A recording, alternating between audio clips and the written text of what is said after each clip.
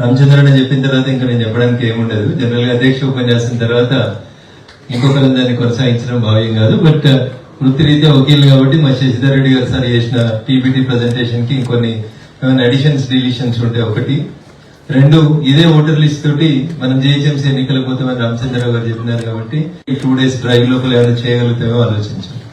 చాలా మంది మిత్రులు ఫోన్ చేసి అడుగుతున్నారు, అన్న మనోళ్ళ ఓట్లే తగ్గుతున్నాయంట, వాళ్ళ ఓట్లన్నీ బందోబస్తు ఉన్నాయట అనేది జనరల్ గా ప్రిజంప్షన్. ఒక కాల్ వచ్చింది అనుకోండి ఎస్ఐఆర్ కి సంబంధించి, ఏమడుగుతున్నారంటే మన ఓట్లే తగ్గుతున్నాయట అన్న హైదరాబాద్ లో, వాళ్ళ ఓట్లు అట్లే ఉంటున్నాయట అని అడుగుతున్నారు. మన ఓట్లే తగ్గుతున్నాయి, ఎందుకు తగ్గుతున్నాయి అనేది ఆలోచించారు. ఇప్పుడు ఉదాహరణకి నేను సిద్దిపేట ప్రాంతం నుంచి వచ్చిన, మెదక్ జిల్లా నుంచి వచ్చిన. సిద్దిపేట కరీంనగర్ నుంచి వచ్చిన వాళ్ళంతా ఏం చేస్తారంటే అల్వాల ప్రాంతాల్లో ఇల్లు కట్టుకుంటారు, పిల్లల చదువు కోసమో దానికోసం వస్తారు. వాళ్ళంతా అక్కడ అపార్ట్మెంట్ అక్కడనో ఇక్కడనో సిద్దిపేటలో ఉండగా మళ్ళీ ఈడ ఓటు చేసుకున్నామని ఈడ కూడా చేసుకుంటారు అల్వా దగ్గర, ఎప్పుడన్నా మున్సిపల్ ఎలక్షన్లకు వరకు వస్తే. అట్లే మహబూబ్ నగర్ నల్గొండ సైడ్ నుంచి వచ్చిన వాళ్ళంతా అటువైపు ఎల్బీ నగర్ వైపు చేసుకుంటారు. నిజామాబాద్ నుంచి ఇటు కామారెడ్డి వైపు నుంచి వచ్చిన వాళ్ళంతా కొంపల్లి ఏరియాలో చేసుకుంటారు. ఇట్లా డూప్లికేషన్ ఆఫ్ ఓట్స్ జరిగి ఉంటాయి. ఉండేది సిద్దిపేటలో ఓటు అవసరం ఉన్నప్పుడు సిద్దిపేటలో వేద్దాం, అల్వాలలో అవసరం ఉన్నప్పుడు అల్వాలలో వేద్దాం అని ఇట్లా చాలా మంది డూప్లికేషన్ ఆఫ్ ఓట్స్ ఉంటాయి.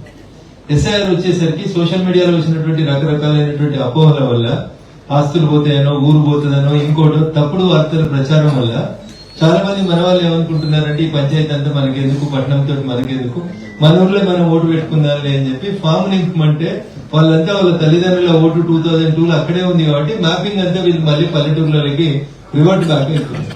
సో దానివల్ల ఏమైతుంది, భాగ్యనగరంలో ఉన్నటువంటి మన సంఖ్య అనేటువంటి సంఖ్య తగ్గిపోతుందని చాలా మంది ఎస్ఐఆర్ లో సీరియస్ గా పనిచేస్తున్నటువంటి మిత్రుల యొక్క ఆవేదన క్వైట్ న్యాచురల్ గా తగ్గుతుంది. ఇది మనకి వాళ్ళకి తేడా ఏడొచ్చిందంటే, ఉదాహరణకి నాకు కొల్లూరు అవుట్స్కట్స్ లో 2 BHK ఉన్నాయి. మీకు అందరికీ తెలిసి దాదాపు 15,000 ఇండ్లు ఉన్నాయి. దాంట్లో ఎక్కువ మంది ఓల్డ్ సిటీ నుంచి, ఇతర ప్రాంతాల నుంచి, హైదరాబాద్ నుంచి వచ్చిన వేరు వేరు కాన్స్టిట్యున్సీలకి వెళ్ళి వాళ్ళకి అక్కడ ఓట్లు ఇచ్చారు. అక్కడ ఏమైంది, 2 BHK దగ్గరికి వచ్చి ఎంఐఎం కార్పొరేటర్లు, ఎంఐఎం ఎమ్మెల్యేలు మీటింగ్ పెడుతున్నారు. పెట్టి ఏం చెప్తున్నారు, మీరు కొల్లూరులో ఓటు ఎన్రోల్ చేసుకుంటే ఇది మెదక్ జిల్లా కిందికి పోతుంది కాబట్టి మీరు మళ్ళీ వచ్చి ఓల్డ్ సిటీలోనే ఎన్రోల్ చేసుకోండి, మేమే అంతా మ్యాపింగ్ చేస్తాం మీ ఓటు.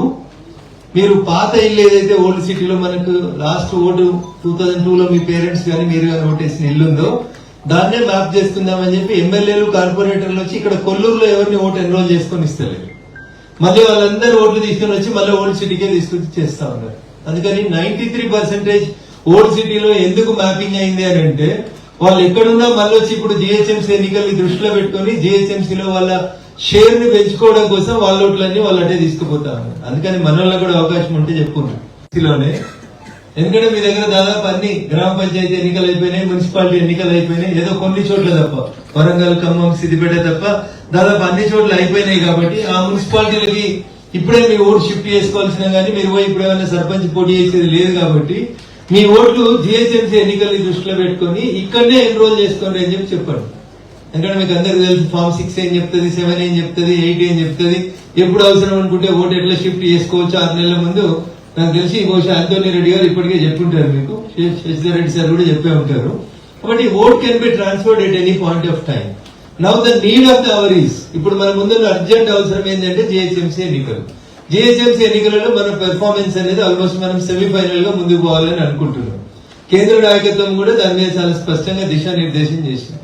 అందుకని ఎస్ఐఆర్ లో ఎవరైతే వాళ్ళ ఊర్లలోకి ఓటు షిఫ్ట్ చేసుకుందామనే ఆలోచన ఉందో వాళ్ళకి ఏమైనా అవకాశం ఉంటే దయచేసి జిహెచ్ఎంసీ ఎన్నికలు పూర్తయ్యేంత వరదాకా వాళ్ళ ఓటుని ఇక్కడే ఉంచుకోవడానికి అవకాశం తీసుకోమని చెప్పుండ్రి.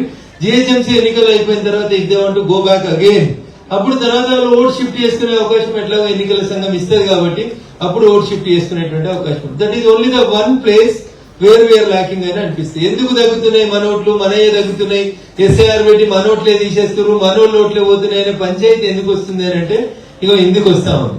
ఇదొకటి గమనించండి. రెండవ సమస్య ఎక్కడ కనబడ్డది నాకంటే, పటాన్ చెరువు లాంటి industrial area, Jinnaram, Bollaram, IDA Bollaram, Islapur ఇట్లాంటి ఏరియాలలో ఇండస్ట్రియలైజేషన్ ఎక్కడైతే ఎక్కువ జరిగిందో చాలా మంది రాజస్థాన్, బీహార్, గుజరాత్ వేరు వేరు రాష్ట్రాలకి వెళ్ళి వచ్చి ఇక్కడ సెటిల్ అయినటువంటి ఓటర్స్ ఉన్నారు. చాలా మంది వాళ్ళు ఏం చేసినప్పుడు వాళ్ళ సొంత రాష్ట్రాలలో ఎన్నికలు ఎప్పుడో జరుగుతాయి, ఇక్కడ ఎన్నికలు ఎప్పుడో జరుగుతాయి కాబట్టి అక్కడే ఉంచుకున్నారు, ఇక్కడ ఉంచుకున్నారు, 2 చోట్ల ఉంచుకున్నారు. ఇప్పుడు ఏమైతుంది, మ్యాపింగ్ చేయాలి, ఒకటే ఓటు ఉండాలి, 2 చోట్ల అప్లై చేస్తే మొత్తానికి మీ ఓటు పోతుంది. ఇట్లాంటి వార్తలు విన్న తర్వాత వాళ్ళు కూడా మైగ్రేట్ అయిపోతా ఉన్నారు. కొంతమంది స్వంతగా ఇల్లు కట్టుకొని అపార్ట్మెంట్ కొనుక్కున్న వాళ్ళు మాత్రమే ఇక్కడ ఎన్రోల్ చేసుకుంటున్నారు. అందుకని ఇండస్ట్రియల్ ఏరియాలో చూస్తున్నటువంటి మన ఎస్ఐఆర్ చూస్తున్నటువంటి నాయకులు ఎవరైతే ఉన్నారో ఇస్నాపూర్, పటాన్చెరు, ఐడియా, బొల్లారం, తెల్లాపూర్ ఇట్లాంటి చోట్ల ఇవన్నీ duplication of votes, transfer of votes కి అవకాశం ఉన్నటువంటి ఓట్లు.